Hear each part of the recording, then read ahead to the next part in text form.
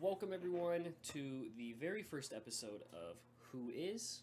I'm joined by Kevin, and I'm actually really excited because this is a new series that I'm starting up. It's literally called Who Is. Kind of self-explanatory. Just kind of interviewing people that I think are interesting, that I think everyone else should get to know and learn a little bit about. So I'm excited that Kevin accepted my offer to come on and be the first episode. So let me kind of just kind of like ask the first question as kind of the intro to who are you? You know, who are you? So, who am I? That's a great question. I guess to start off with, like, I'm a lifelong gamer. I've been playing video games since I was like 4, basically since I could play video games. And I have my love of video games comes from both watching and playing them. I've competed in competitive esports before at a collegiate level, as well as like I think from a young age, I was one of those people who like really understood that like watching people play games is just like a totally feasible way to have fun, right? I think back then people were like, "What's the point of a video game if you're not playing it?" But then with the way Twitch blew up, like I was there since the early days of esports. Like I was watching StarCraft 1 on like 240p untranslated from a Korean stream, Oh like wow. on a Team Liquid forum or stuff like that in like 2008 and stuff like that. So that's why I'm a Team Liquid fan for life, because I've been just following esports since very early days. I didn't watch Warcraft 3 stuff, but I watched StarCraft 1 stuff since like the mid 2000s. So that's a really brief rundown of my like gamer career and stuff like that. I'm happy to go into detail, but that's kind of how I am. I love competing, but I also love watching, which is how I got into esports so much. Yeah, that actually does kind of lead up into my first question. Um, you said that you got into it, been heavily watching it since 2008, but that was kind of back then. What kind of content do you focus on the most right now? Kind of 2023, era, kind of the Mm. modern era. What kind of content do you focus on right now? In the modern era, I mean, I obviously focus on League the most. I watch LCS and LEC just like all the games while they go, and then I watch LPL and LCK when I can, or at least for the good matches, which that's how I keep up with all the major regions. Other than that, I watch Smash Bros. Melee as well as Smash Bros. Ultimate. Those tournaments used to be even more frequent and easy to follow. There's been a little less recently, but I think Smash is really fun to watch because it's just a quick tournament format. You get to see them run a gauntlet. It's kind of international, and then I watch Counter Strike and I watch Valorant. So for those esports, I used to watch a bunch of Counter Strike in the past. I watch less now, but I watch more Valorant. Right now, Valorant's like MSI equivalent, or their major is going on right now. So Oh, okay, sweet. Who's your favorite team? Is it Team Liquid, or do you have a different favorite team in Valorant? in Valorant, I don't have a favorite team yet, just because like I think the game is so new that it's hard to like tell who's really got a style that is worth following. I mean, obviously I cheer for Team Liquid, but they're not necessarily my favorite team because they're a European only team Mm-hmm. in Valorant. Interesting thing about Liquid is it's dual owned. So one of their owners and founders is European, and the other one is Steve, which is who's American. So this one is just the European side of Team Liquid. Oh, okay. So I'm definitely a fan of them, but I wouldn't say they're my favorite team yet because they're so inconsistent. Like they were the first seed for Europe this year, which is Right. great. But sometimes they just bomb out, and it's honestly hard to like. It's hard to know if they're my favorite team yet, but we'll see if this team can grow because they have a lot of young players, and so I want to see if these guys can gel together. Okay. What about Moist? Team Moist, Moist Critical's team. I With heard they're Moguls? doing. Yeah, I heard they're doing pretty good. How does that fare? How do you like that influencer scene kind of stepping into the pro scene? Kind of. I know this is kind of off topic, but how do you like that? Because I did see that they were doing really good in the bracket or one of the tournaments before. Yeah, How do you feel about that? yeah, they're making runs through challengers. They're doing quite well actually, as far as like a new squad can be. How I feel about it is, one, I do support the Moist Moguls. They are also very prominent in Smash Esports. That's kind of where they started sponsoring individual players and then building it into a bigger thing and combining with Ludwig to be Moist Moguls. Um, so I think that creators should be in this space because they're the only esports adjacent faction that actually makes money. Um, Individual influencers are the most profitable like source of anything. Like XQC is probably getting more sponsor value than the Overwatch League in its totality.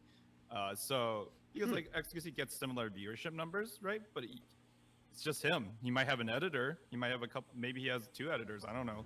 But there's not much, right?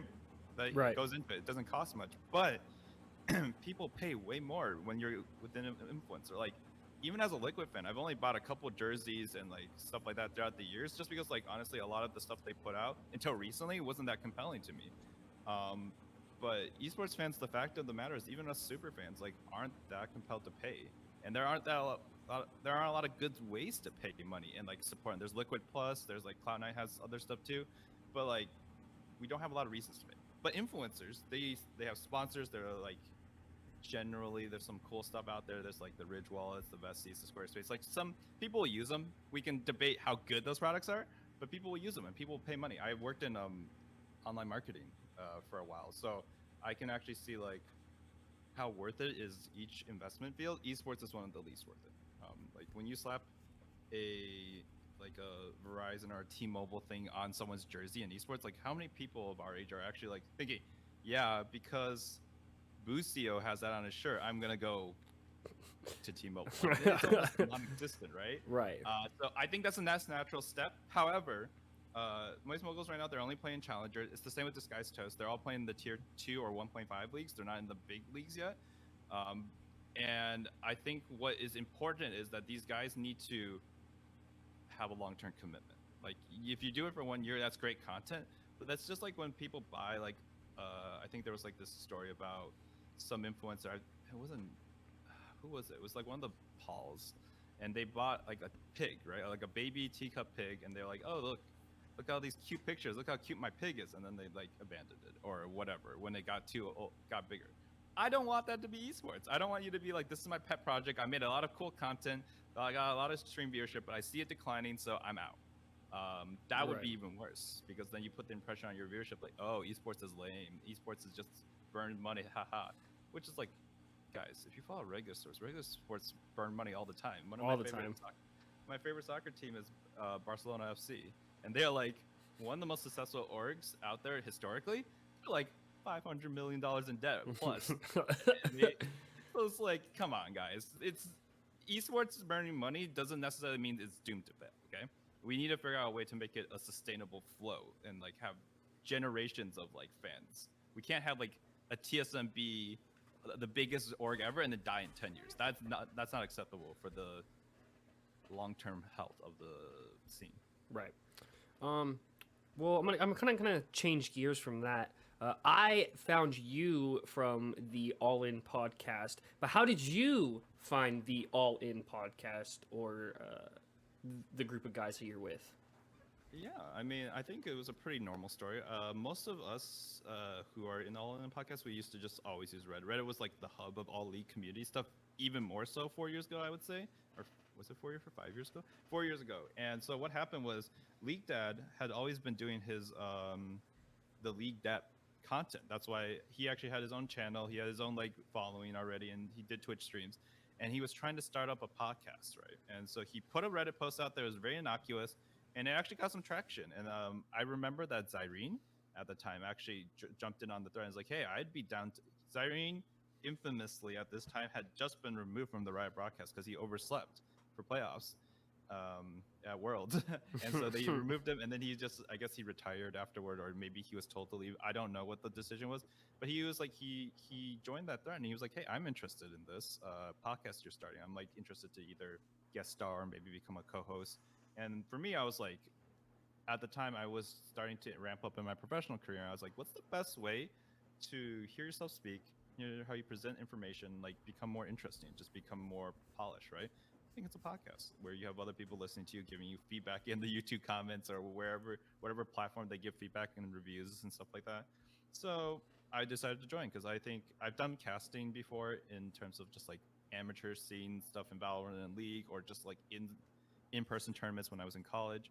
So I knew I could speak about what I enjoy, but I also knew that in a podcast is where you can like really hear yourself and get that feedback. Like I'm not gonna just put out a cast and be like, hey YouTube, what's your opinion? Because it's just not gonna get traction. Right. No, that's awesome. That's dope. And I've been following the podcast for a while, and you guys have been doing a really good job. So That's awesome that you guys have been like as a group for this long. Just kind of shows how well you guys have been doing because sometimes podcasts, certain groups just kind of fall off sometimes, and it just happens. It's life. But to see you guys stay as this group, it's been awesome. You guys have a really good podcast. I suggest everyone to go check that out. I will be linking both their Discord and the All In Podcast YouTube in the description, just so you guys know, so you guys can go check that out. But I kind of want to dive in a little bit more personal. What kind of influence did you have growing up that put you into the gaming content type of field? That's a good question. So the first games I ever played were like Game Boy Color, no, Game Boy in general, I guess. Game Boy Pokemon games. I played Pokemon Stadium was the first video game that I ever was like gifted. My dad bought it for me when I was like 4 or 5, and then it's like the biggest birthday gift I probably ever had for years on end afterward. And so I played that game to death. I would say why I got into esport or gaming and just like what drew me in, I think, even at the time where games were frankly like way more simple, was that I loved that you could have the replayability and the social aspect. So you can like have these experiences and then play with others or watch other people play or play multiplayer together. There was so many ways to enjoy. And back then a lot of games were like your imagination, you had to like use a lot of imagination to explore those worlds, right? Because like things were just pixelated and way simpler. And like this is coming from a guy who played soccer for 10 years. Like I enjoyed all that stuff too, but frankly, like, oh, I think this might actually be relevant too. I grew up in Michigan, the Midwest, and there are like 6 months of the year where it's just friggin' cold outside. And there's Cold. not like I love winter sports and I love going outside, but it's just you're freezing your ass off, especially back then, right? And Right. I say this, I bring this up because I have two friends who are actually quite big in TFT. One of them won the TFT World Championship, Mm. and the other one was a big streamer. His name is Setsuko. He's not like a direct friend, but I know him. We all went to the same university, so I like to joke. I'm like, yeah, us at Michigan, like we had nothing better to do, so we had to grind TFT or just get good at games because you can only go outside and enjoy the snow so many times when it's like -10 outside. Right, right. And I would personally like to stay inside too. So I definitely understand that. I definitely don't like feel the you, cold. man. When COVID came, like this is also me speaking from a position of privilege because I got to work from home for a little bit. I was just like, my parents were like, "Aren't you bored? Like, there's nothing to do." I'm like, I was made for this. I was born for this. I can do all of my work, playing games, podcasts, everything at home. I was having a blast. Yeah, that was like prime time for gaming and streaming and stuff like that because it actually gave you a reason to actually stream now and Yeah. actually sit down and dive into that content side. Like I remember League was getting streamed on ESPN because there wasn't even live sports and stuff like Oh that. yeah, you're So right. that was a So time. wild. That was a time.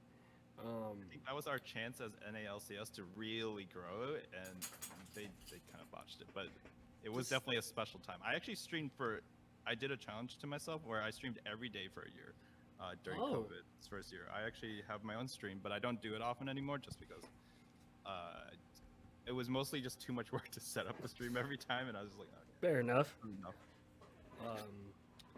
No, that's kind of awesome. Getting that Pokemon Stadium, how did that feel like? Like, I bet you don't really remember it too much, but but those are definitely one of those core memories. Or if you've seen one of the new movies called Spider-Man, you know it's the canon event. You know what I mean? I'm actually gonna watch that on Wednesday. Super good. Spider-Verse 2? Yes, super good movie. I'm not gonna spoil it. Super good movie though. But it's like how'd that feel like? You know what I mean? Because I know you got to remember a little bit of it. But Yeah, I actually remember quite a bit of it because that was like literally the only game I had for all years. I mean, Nintendo 64 cartridges were $50 in Yeah, the they were early 2000s. Like, expensive. man.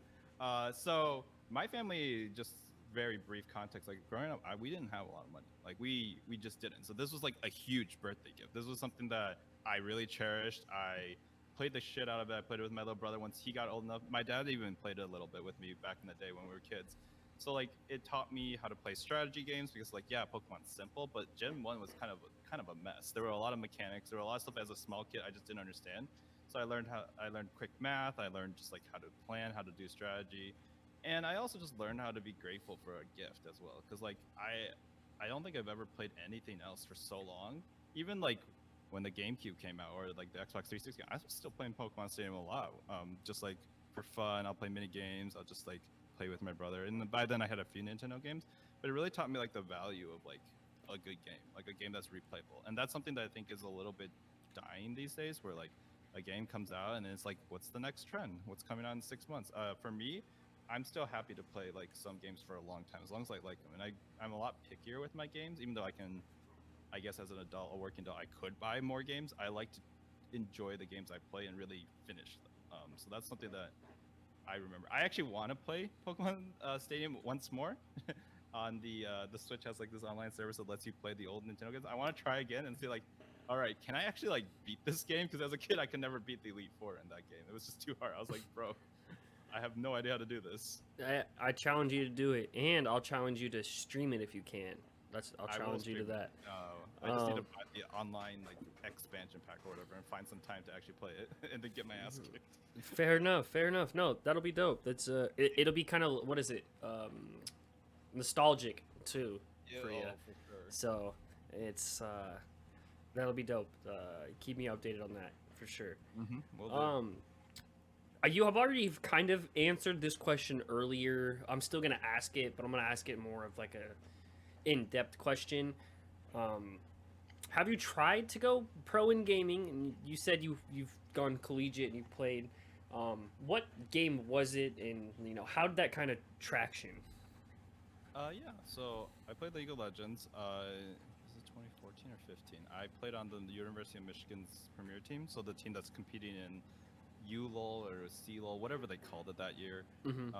I was the worst player on the team ELO-wise, but I was the shot caller. So I got moved up from the B team to the A team on League of Legends as a jungler because we were winning in scrims against the A team. The A team was full of, they had 2 challenger players, a master, and 2 master players? Yeah, a low master and a high master. Back then that actually made a difference because we didn't have GM back then. Right. And I was like D2. When my peak, I think I touched D1 once, but like I was D2, D3 at the time. So I got put onto the A team because we were just winning in scrims because I was a shot caller. And that's when I like considered briefly like if I grinded, because I was always one of those people who played like 50 to 100 games of rank, hit Diamond 3, Diamond 4, Diamond 2, whatever it was. I was like, all right, I don't care anymore. I hit Diamond, I got my border. I know I could hit Masters, and I have beaten Master players, but like I know also that I don't grind enough for that. I don't have the mechanical prowess yet. And I chose to not do that at the time because like I competed and I enjoyed competition at the collegiate level and just like setting up with the team. But I also realized like gamers and the way we interact with each other is like pretty. If I were to like join a team and just like continue to grind, like it's just a very toxic relationship. I feel like you have to find the right group of people. And honestly, even though our team had 2 challenger players, one who hit top like 50 challenger at points and was like regularly beating up on streamers like Hashinshin and stuff like that. Like he was a very good top laner. We just could not gel. Like people won't listen to you if you're not their elo and stuff like that. And it was just very exhausting. So after the 1 year I played on that team, I was just like, I have more fun playing with people than I do. I'm a competitive person, but I don't think I'm gonna go the pro route. Also at the time, this was 2015, esports didn't have any money in it. So it's like it was between that and choosing to go to business school and work afterward. Which is fair.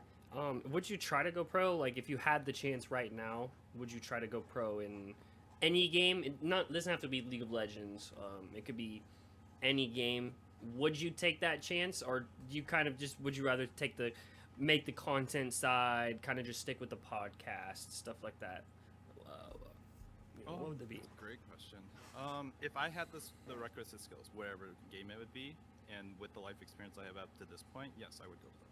I think that now that I've like actually worked for a while, and like seeing what it's like to be a professional and just working, I realized that like I could go, especially right now, I could go back to pro if I had those skills, and like take a year, take 2 years, like see where that takes you, right? That's like the most exciting times in your life when you're competing and like people are watching you. And I think that wouldn't even impede my podcast's like passion either, because like when you're a pro, you just gather more of an audience. You have more interesting things to speak of. You have more insider stuff and just more experiences relevant to that space. So I think I would do it. I think that it's just so much.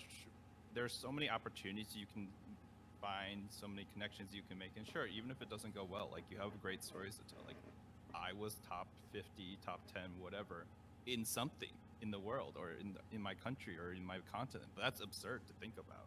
And if you have that opportunity, like my friend won TFT World Championships about a month ago or a couple weeks ago, and he's the first person from NA to ever win TFT Worlds. Oh, So there was like 3 Chinese winners in a row, a Korean winner, and a French winner for the last 5 Worlds. And this Worlds, he won and he dominated. And in the last match, because of how shit the format is, he could have lost even though he was up 8 qualification points. It was like 35 to 27. But it's a system where whoever gets first place, the last when everyone's hit a certain threshold, whoever gets first place next wins. It's like a checkmate system. Oh. And someone asked him like, "Hey, so first place is 150 grand, euros, not even dollars, so it's worth more than dollars. And second place is 75 grand. So you were playing, and there was a way that you could play super safe and guaranteed second place, guaranteed 75k. So why did you take those risks? And like, you could have like dropped out of second place contention if you took those risks. Why did you take so many risks in that last game to get first?" He's like, if you're at that stage where you have the chance, in this case, to win worlds, but just go pro, you no longer is about like what's the expected return. You do it because you have the opportunity. Like this is a once in a lifetime chance to make a difference and like do something that really is impactful, right? And like honestly, like I love my job. I'm not gonna say I don't like my job professionally, but there aren't a lot of times you can say that where you're like, I'm gonna change. Like I can put down in the history books that I did something really cool. No, that's awesome. Congrats to him. That's quite an achievement. An NA player winning worlds. That's just the meme itself is awesome. You know, The Twitch chat was wild about you know, just the meme itself, but then just the feat itself as well. You know, that's awesome. Congrats to him. That's awesome. Hopefully he can continue to win, and win the next worlds too. Make it a 2P. Yeah, he actually like quit his like really well paying computer science job and like for a year just grinded out TFT and like for the set because he really liked the set and he dominated it. So now like I think he's trying to grow his stream. I think he probably averages anywhere from like 1,000-ish concurrents now. So like, I mean, you'll always have the world champ titles. I'm very happy for him. And that's like where it also gave me a little perspective for today's interview, where it's like, if you have that opportunity, you should take it. Like you might not hit, but like he literally went from a never qualified for worlds player to, like he was always like in the challenger area for TFT, but he didn't play seriously. And he was like, I'm better than these guys. I can do this. And he just took the world by storm. So I think that's just really inspiring for me as well. No, that is actually that's actually really inspiring. If anyone's listening, go check him out too. Let's go show him some love. That's awesome. I'll try to leave his link to his stream in the description as well. I'll have Kevin send that to me. This kind of actually leads me to like my last kind of question on this. What's been like the best online experience you've had, or best gaming interaction? I guess those can be like two different questions because one could be an in-person, one could be literally just online. But what would be your best experience you've had just in the gaming community, I guess? Oh, that's a good question. I've played League for so long, and I've played Valorant and TFT and all this stuff, but I would actually say my best gaming experience I ever had was, there was a time where I was like pretty into RuneScape. I played for a decade of RuneScape actually, and I was quite good at it. Like one of the top players in the hunting clans and stuff like that. I think that like the community that was built into that and just like the interactions where people were like, you know, let's have a party because you hit this achievement, let's like chat about our lives and stuff like that. That was like the first time I really, I think, considered that you could have a, like in the virtual where you could have really genuine connections. This was in like 2010s, maybe late 2000s, 2010s. And that's when I was like, hey, gaming, virtual reality is like, it really is just limited by our cultural understanding. I think that if we had the interfaces with each other and became normalized, like you totally kept genuine connections over it. And then, you know, as we got later and have Discord communities and earlier Skype communities, like we realized like, yeah, you can just make friends completely remotely, especially when COVID happened. Like it just became more normal and more normal. But back then that was like one of my best experiences where I just had a bunch of fun with a bunch of people I've never met in person. Some of them I did end up meeting in person later, but you just made genuine connections and really learned like what a community was. I mean, I don't know if I would ever play an MMO again for that much time because it's just incredibly time sinking. But at Right. the time, I think those were just like some of the best times I've ever had in gaming, where it's like it's really fun. It just becomes like something that's like indistinguishable from your real life stuff, and it taught me a lot, like how not to get scammed and how to make friends and how to like know people just from just like a couple conversations. It helped me a lot in those ways, even though it was definitely 10 years of gaming. Right. Honestly, the 10 years of that gaming, it does kind of prepare you for the real life too. You know what I mean? Like you were saying, helps you not get scammed. You know what I mean? Kind of helps you for like when you face those kind of tough moments of conflict in public. Mhm. You know what I mean? You can kind of, all right, what did I do in my game? All right, I can bring this into my real life. Yeah, I mean, obviously you have to like be kind of you have to be ready to adapt. There's not everything that can be translated, but just being able to like look at situations and be like, hey, when this guy's offering me something that's too good to be true, like it's too good to be true, or like when this person's approaching me for no reason and wants to become friends immediately, let's like it basically just it's the easiest way for someone who's like very young to get a real taste of like what is society like, what are people like, instead of like what school tells you. We all got to be friends, we all got to respect each other, like do that, but use your brain a little bit, use a little common sense. Like if you get burned in a game, right, and you lose like I don't know 10,000 gold or whatever, the a million or whatever, it's not the end of the world. But when you're later in life, if you don't learn these lessons, you're always sheltered and you just like don't interact with others in such a realistic manner, then yeah, you will get burned. Like I think even my like parents sometimes will like be like, "Oh, look at this great deal." I'm like, "That's a scam. That is a scam. Do not touch that. Those shiny buttons, that is literally gamified. Don't touch that. That is a virus, a scam, or whatever it is. They're phishing. I like don't touch that." Yeah, So like, for no, real. I've never been scammed in real life. I've never been scammed in real life as a result of all those life experiences. For real, for real. Um, this is kind of a question, kind of ending statement. Where can we find your kind of content? Do you have any personal content you put out other than the All In podcast? And then, like, is or do you post on like socials very much at all, or So I don't post on socials, which is like definitely one of the cardinal sins of like being a content creator. You must do that constantly. right? My Twitch stream is twitch.tv/Kevinshi3. The same thing as KUBINSHI3. I used to stream a lot on that. I don't anymore, just because Discord streaming also got better. I used to stream just so that people would have content to watch. Like when friends wanted to watch, our group plays like all our games together, and we play fairly well. Like we used to be all like diamond players or platinum, diamond, and Valorant. So like there's like some decent gameplay to chill and watch, but I just don't do it because honestly I streamed for a whole year and I realized like I don't think I had the ability or the luck, I guess, to just like gather a huge audience. Like my highest concurrence was like 30, and I was like, okay, I just don't think I have the grind set or the talent or the whatever the it factor to be a good streamer, right? Which is fine. But that's where I would put my content in the past. I don't do any individual stuff. I should do more social media because, full disclosure, I work for TikTok now. That's what I'm doing. I'm a merchant for TikTok Shop, which is like their e-commerce platform that they're going to officially launch. It's not a secret, by the way. I'm not like leaking something. It's just that Nice. TikTok is trying to expand to e-commerce where people like, influencers will sell stuff and they'll try to, and like it used to be like they'll be like, "Hey, I'm wearing this shirt or I'm using this keyboard. Where can you find it?" And it'll be like an Amazon affiliate link, right? And so what TikTok Shop's trying to do is just put it all in one. It'll just be all on TikTok's platform.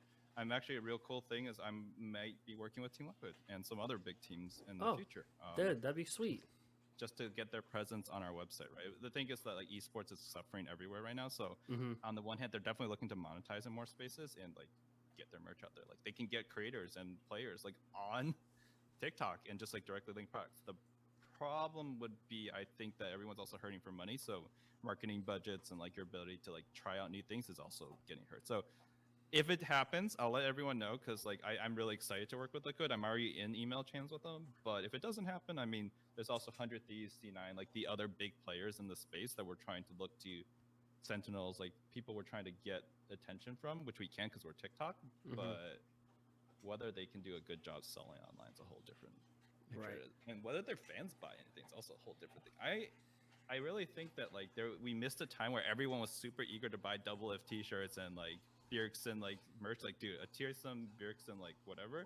There was definitely a time I would have bought that, even as not a major TSM fan, just like No, yeah, I think I would have too. Even I'm a huge C9 fan, so obviously like I'm not gonna say I hate Team Liquid, but I don't Right, say they're not my favorite team, obviously. But if they had like a Goat Bjergsen shirt or whatever, or a double lift with some stuff, I would have bought that. That's Yeah. cool. There That's was certainly a time where it was like there was a lot of cultural value, and we were having 500K concurrence on like a Dignitas game. Like literally like it didn't make sense. But I think yeah, I think what you're doing is awesome. Uh, I hope that everything. I'm not gonna say goes smooth because there's always gonna be bumps in the road, but hopefully those bumps go smooth. And I Thank you. I really hope that you can keep growing your content, keep growing your business side of things, and working with these orgs and growing whatever you're growing over there. So that's really awesome to hear, and I really appreciate you taking the time out of your day to come on and talk with me and kind of let people know who you are and get to know you just a little bit more because even sitting down with you, I just learned a lot about you. You know, we really haven't had very personal conversations like this. It's kind of just only been over text. So it's been awesome to sit down and take the time and chat with you. So I really appreciate you guys for watching. And this is the first episode of Who Is. I appreciate all the viewers for watching, and I really hope you guys like this series. Let me know if you guys want more of it because I have a few more interviews coming up and lined up. So if you guys are liking it, like, comment, subscribe. Have a good day. Yeah, thanks for having me.